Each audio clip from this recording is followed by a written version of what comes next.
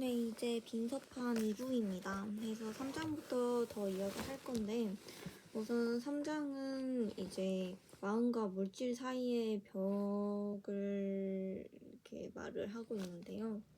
그래서 이제 과학이 이 생명이나 유전, 에너지 같은 것들을 다 자연 법칙으로 설명을 하게 되면서 이 자연 세계의 여러 벽을 무너뜨렸다 이런 얘기를 하는데, 이 마음만큼은 이러한 과학적으로 말고 그냥 또 하나의 다른 차원으로서 이야기를 했었는데, 이제는 이 마지막 벽, 마음도 자연과학으로 설명할 수 있다 이런 얘기를 하고 있고요. 그래서 마음은 뇌와 분리된 신비한 실체가 아니라 뇌라는 물리적 기관이 수행하는 정보 처리 과정으로 이해할 수 있다 이렇게 얘기를 하면서, 인간이 그냥 기계다라는 말을 하고 있는 게 아니라 오히려 이 세상을 보고 언어를 이해하고 타인의 마음을 추론하고 의도를 예측하고 그런 것들을 이제 여러 일들을 하게 되면서 되게 복잡한 계산과 정보 처리를 할 수 있다. 그래서 마음은 내가 수행하는 정보 처리 기능들의 집합이다 이런 이야기를 하고 있고요. 그래서 여기서는 인지과학과 뇌과학, 진화심리학, 행동유전학에 대해서 이야기를 하고 있는데, 우선 인지과학으로서 이 마음을 보게 되면은 이 단순히 마음을 자극과 반응 기계로 보는 것이 아니라, 이 마음은 정보를 입력받고 출력하는 그런 판단하고 처리하고 출력하는 그러한 시스템으로 봄으로써 이 어떠한 문장을 들어도 그 문장을 그냥 소리로 받아들이는 것이 아니라 그거에 대해서 상상을 하고 아니면 문법 구조를 파악하고 이런 식으로 이 마음으로서 재구성하게 되는 그러한 구조가 있다는 것을 이야기를 합니다. 또 뇌과학의 신경과학을 얘기를 하면은 이 뇌의 특정 부위가 손상되면은 언어, 기억, 감정 조절, 얼굴 인식, 운동 계획 등이 달라질 수 있어서 이 마음이 뇌와 별개의 유령 같은 게 아니라 뇌의 작동과 깊이 연결되어 있음을 또 보여주게 됩니다. 그래서 이 기억이 이 영혼에 저장되는 게 아니라 신경 연결과 관련되는 것처럼 감정도 이 마음속 느낌이 아니라 뇌와 신체가 연결된 반응이고, 그래서 이 언어 능력 역시 특정 뇌 기능과 관련됨으로써 이 기계 속의 유령이라는 이론에 대해서 더 크게 반박을 하고 있는 장이라고 볼 수 있습니다. 또 진화 심리학은 이제 이 인간 마음이 생존과 번식 문제를 해결하도록 진화하였다고 보는데, 이 인간의 눈이 빛을 처리를 하거나 이 마음 면역계가 발달을 한 것처럼 이제 마음도 어떤 문제를 해결하기 위해서 진화된 기능들의 집합이라는 것입니다. 그래서 이 인간이 지금까지 계속 봤던 것처럼 모방을 하거나 그 모방을 하기 위해서 평판을 관리를 하거나, 아니 우리는 사회적 동물이기 때문에 평판을 관리를 해야 우리가 잘 섞여들 수 있었던 것처럼, 그러한 이런 행동들이 단순히 문화가 주입을 해온 게 아니라 인간이 계속해서 마주해왔던 문제들과 관련되어 있기 때문이라는 이야기를 하고 있고요. 그래서 여기서 또 중요한 거는 앞에서 말했던 세 가지 이론처럼 한 가지에 이렇게 집중된 것이 아니라, 이 모든 행동은 유전자가 직접 결정한다고 말하는 게 아니라 이 인간 마음의 학습하는 방식 자체가 진화적으로 형성되어 있다라고 보는 것입니다. 그래서 무언가를 배우는데 그러한 배우는 것들이 아무렇게나 배우는 게 아니라 이 유전적으로 이렇게 맞게 설계된 그러한 방식으로서 배운다고 보고 있습니다.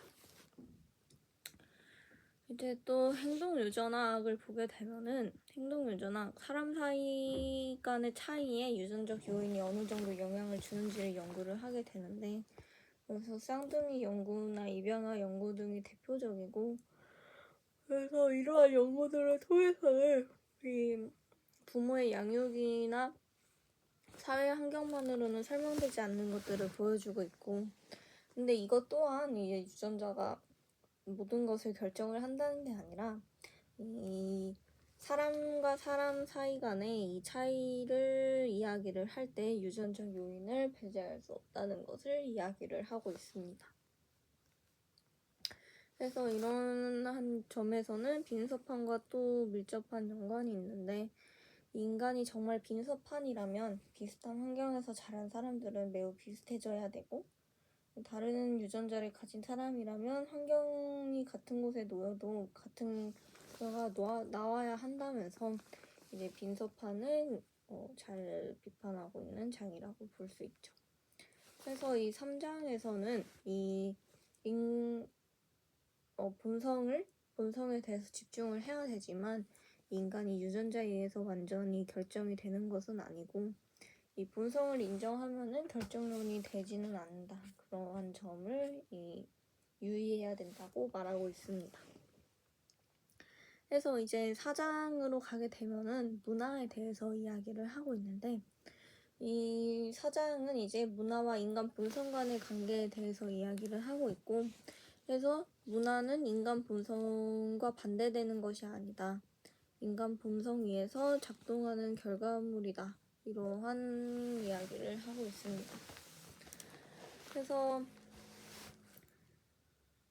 이 핑커가 여기 이 장에서 비판을 하는 것은 이 문화의 중요성 자체가 아니라, 이 문화를 살짝 이 인간과는 완전히 동떨어진 신비한 힘처럼 다루는 그러한 설명 방식에 대해서 비판을 하고 있고요. 그래서 어떤 사람이 어떻게 행동을 한다고 해서 그 사회의 문화가 그렇기 때문이다 라고 말할 수 있으면은, 아까 말했던 것처럼 계속해서 이유를 양방향으로 이유를 이루게 되면서 그게 이유를 설명하는 게 아니라 그냥 현상을 설명하게 되는 것으로 말을 하면서, 이제 문화를 설명을 하기 위해서는 이 인간의 마음 구조도 이야기를 해야 한다고 말하고 있습니다.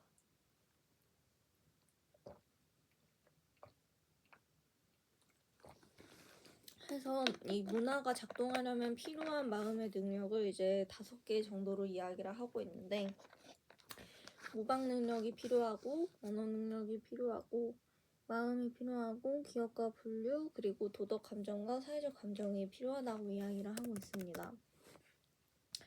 그래서 맨 처음으로 모방 능력은 이제 여기는 좀 앞에서 계속 봐왔던 책들하고 비슷하니까, 모방 능력은 다른 사람을 하는 행동을 보고 따라할 수 있어야 되고, 언어 능력이 필요하면은 전달을 하기 위해서이고, 기억과 분류 능력도 그에 따라 이루어지는 것이고, 그래서 이제 보게 되면 마음 이론이라는 것을 또 보게 되면은, 사람은 타인이 무엇을 알고 무엇을 원하고 이런 것들을 이렇게 추론을 함으로써 저 사람이 왜 저렇게 행동했는가를 이해를 하고 따라할 수 있다는 이야기를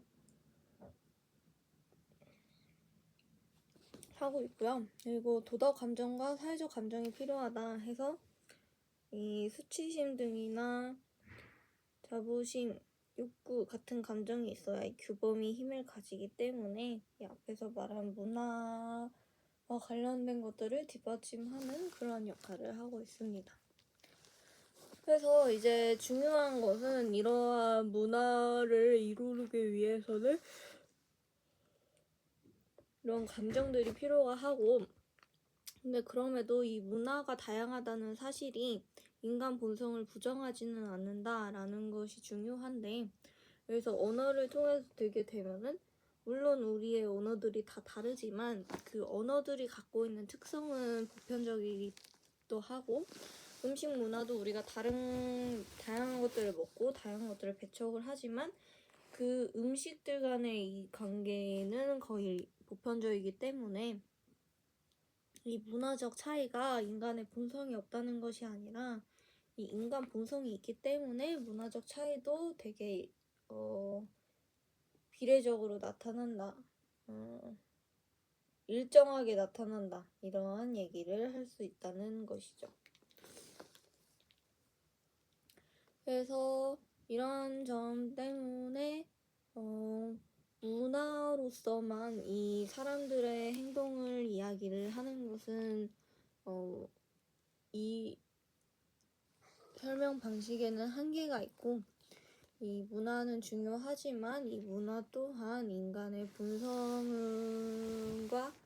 본성이 기반이 되어서 이야기를 할 수 있다라는 거를 이야기를 하고 있습니다. 이제 1부의 마지막 5장에서는 이 뇌의 가소성 이야기를 하고 있는데, 여기서 이 신경 가소성이란 거는 이 내가 경험에 따라 변할 수 있다는 이야기를 하고 있는 것입니다.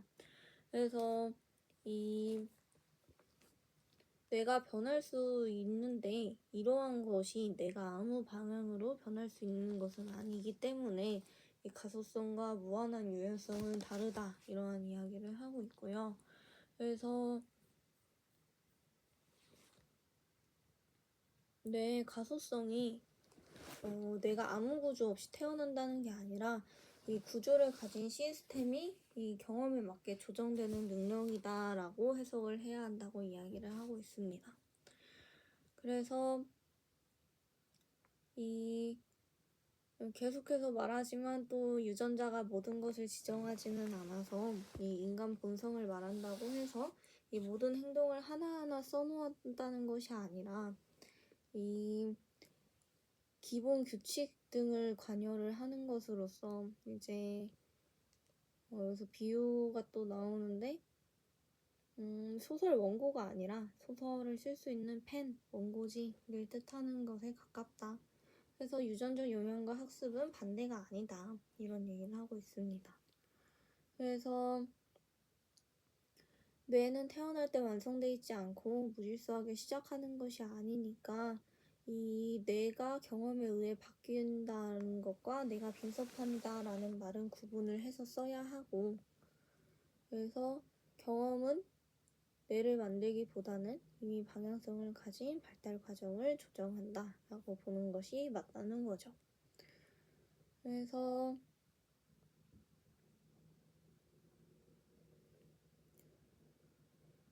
이 마지막에 신경망 모델도 이야기가 나오는데, 이 이야기를 들으면은 이해가 확실히 잘 되는 것 같습니다. 그래서 이